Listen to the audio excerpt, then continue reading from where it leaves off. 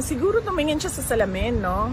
Pag sinasabi niya yung stop na ang pamumulitika kasi sila yung namumulitika. Ang ginagawa lang namin lahat ay sumasagot kami, di ba, Attorney Harry? Tama naman po na ang bawat tao, lalong-lalo na po ang public servant, ay dapat nananalamin at ina-assess niya yung sarili niya kung siya ba'y nagtatrabaho, namumulitika o nagbabakasyon lang. Sa ngayon po ba ay nasaan si VP Sara or si Pangulong, si Vice Presidente nung yan ay sinabi niya? Nasaan po ba siya ngayon? The Hague. Okay, at ang ating pagkakaalam hanggang kailan po siya doon? Hanggang July 23. So, yun lamang po.